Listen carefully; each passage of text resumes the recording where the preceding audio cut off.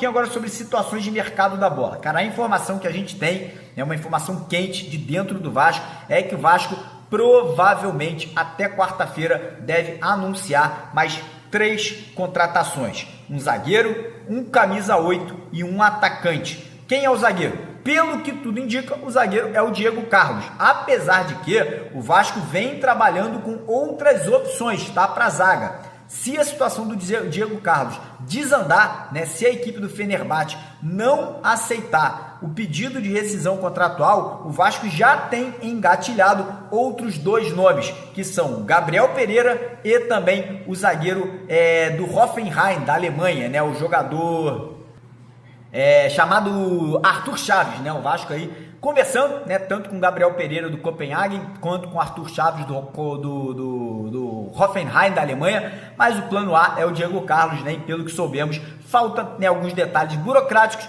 mas pelo que tudo indica, essa rescisão contratual deve sair a qualquer momento. Vene Casagrande trouxe a informação de que o Vasco sondou a contratação do volante Alexander, é um desejo do Vasco na contratação do jogador, tá? Hoje o Paulo Brax, que é diretor executivo do Atlético Mineiro, disse que não tem nada entre Vasco e Atlético. Só que tem aqui 2 informações diferentes que a galera pode estar confundindo. O que o Paulo Brax informou aos companheiros da Atenção Vascaínos, de que o Vasco não procurou o Atlético e não negocia e não fez proposta. O que não muda o fato do Vasco ter procurado o jogador. O Vasco procurou para entender, tem desejo de jogar aqui. E aí, independente da negociação avançar ou não, do Vasco de fato partir para a próxima etapa de que ir atrás do Atlético, vamos fazer negócio? Eu queria trazer para vocês aqui informações para a gente debater se o Alexander seria ou não um bom reforço. Tecnicamente falando, é um baita jogador, é um garoto que começou muito bem com a camisa do Fluminense, aquele Fluminense campeão da Libertadores em 2023, muitas das vezes tinha o Marcelo no banco, o Alexander é volante, e ele e o Marcelo revezavam muito na lateral esquerda. O Marcelo convivia com algumas lesões e na ausência do Marcelo, o Alexander jogava de lateral. Houve até um período no Fluminense que ele chegou a atuar mais de lateral esquerdo do que de volante. Depois o Marcelo recuperou, né, das contusões ali, tudo resolvido, e ele fixou de vez ali de volante. E aí foi vendido para o mundo árabe, até confirmar o clube certinho aqui que ele foi negociado. Deixa eu confirmar aqui o clube que ele foi negociado. Já confirmo já, enquanto isso eu vou trazendo informação para vocês aqui. Só que ele ficou lá, não atingiu o esperado e o clube decidiu negociá-lo. E o Atlético Mineiro comprou o jogador. Ele foi vendido para o Al Ahly da Arábia Saudita por 9 milhões de euros e o Galo recomprou ele por 6 milhões e meio de euros. Ou seja, o Al Ahly tomou um prejuízo ali de 2 milhões e meio de euros. Ele chegou no meio do ano passado no Galo, tem 1 ano de Atlético Mineiro, e o que me chama a atenção é que nessa temporada ele tem um número de jogos baixo, tá? E aí eu queria trazer um levantamento para vocês aqui de um assunto que me preocupa um pouquinho. Tudo bem que a informação é que a intenção do Vasco era trazê-lo por empréstimo, não era a compra definitiva, tá? Poderia ter algum gatilho aí de compra depois e tal, mas no primeiro momento a intenção era empréstimo. Ele chegou no Atlético, como eu informei, no meio do ano passado. Desde que ele chegou ao Atlético, ele já teve 2 lesões no joelho. Lesões essas diferentes. No dia 25 de setembro ali, 3 meses depois que ele tinha chegado ao Galo, ele teve um estiramento do ligamento colateral interno do joelho. Nessa lesão, ele ficou 26 dias fora. Só voltou a atuar no dia 20 de outubro. E aí, em janeiro desse ano, ele teve uma rotura do ligamento no joelho. Essa rotura foi dia 30 de janeiro e ele só voltou 1º de abril. Ele perdeu aí 61 dias. Somados aí, ele tem 87 dias fora no DM, arredondando para 90, desse 1 ano que ele está no Atlético, 3 meses ele passou lesionado, lembrando que a gente teve a pausa de férias no final do ano, né? Então, assim, é um jogador jovem, o Alexander tem apenas aí 22 anos de idade, completa 23 agora no mês de outubro. Então é um jogador com muito potencial, jogou muita bola com a camisa do Fluminense, mas o próprio Galo, depois de 1 ano lá, não está confiando nele. Tanto é que o Atlético fez agora a contratação de 2 jogadores para a posição dele.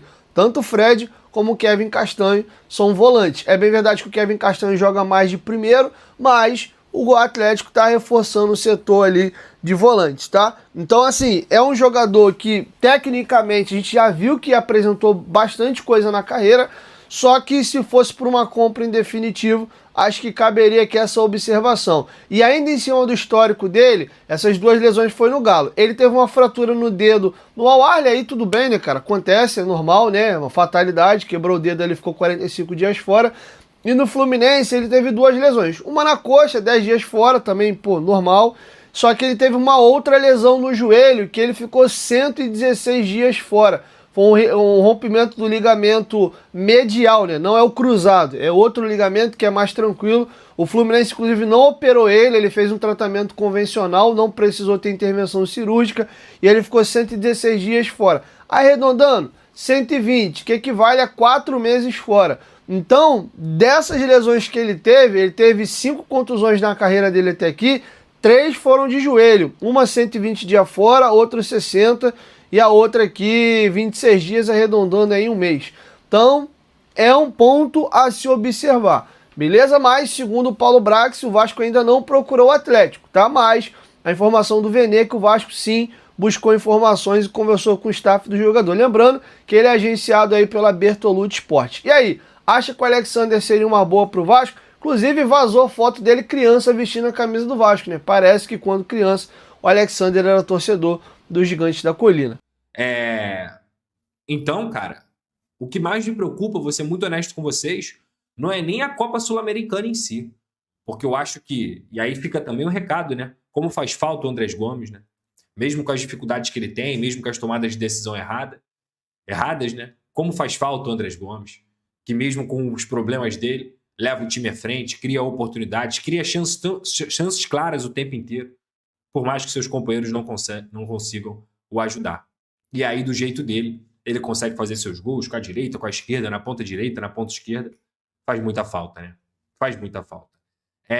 Aí olho para o que a gente viu hoje em campo, um time misto, por necessidade, por também pensar para o jogo contra o Santos. Estou preocupado, cara. Eu estou muito preocupado com o Campeonato Brasileiro. Porque enquanto a diretoria não entregar reforço que faça gol, o Vasco não vai sair dessa situação. Os jogos do Campeonato Brasileiro, eles são mais disputados ainda. Eles são mais imprevisíveis ainda. Então, se o Vasco não tiver a capacidade de aproveitar suas oportunidades, pode ter certeza, amigo. Vai jogar bem e não vai trazer resultado. Não vai trazer resultado. E o Vasco hoje não pode se dar o direito de não trazer resultado no Campeonato Brasileiro. A Copa Sul-Americana irrita, frustra? É claro. É claro que frustra. É claro que o torcedor otimista, um torcedor esperançoso, ele vai olhar para a Copa Sul-Americana como uma possibilidade de título. É uma Copa. O Vasco parece ser um pouco melhor nas Copas. Agora, o Campeonato Brasileiro é o que me preocupa. E quando a gente olha para o setor de contratação, é inegável que a diretoria conseguiu entregar um jogador de calibre como o Santiago Sousa. Parabéns à diretoria por isso. É inegável que o Colídio, na minha opinião, vai ser um jogador importante. Mas ele não é o 9 fazedor de gol. Ele sabe fazer gol? Ele sabe fazer gol. Ele ataca a profundidade? Ele tem a característica de um cara que eu acho que vai ajudar? Acho que vai ajudar, não tenho dúvida. Até pela maneira como é organizada a equipe do Pedro Emanuel. Acho que é um bom jogador. Mas ele não é o cara que vai decidir jogos o tempo inteiro. Ele não é o cara que vai colocar o jogo debaixo do braço e resolver. Ele não é esse jogador. E se está se cogitando que o Vasco tem 10, 12, 14 milhões para poder gastar de dólares, de euros, amigo, a negociação com o Diego Carlos acho muito positiva por ser um bom jogador, mas financeiramente o Vasco tem que direcionar todo o seu dinheiro para o setor de ataque.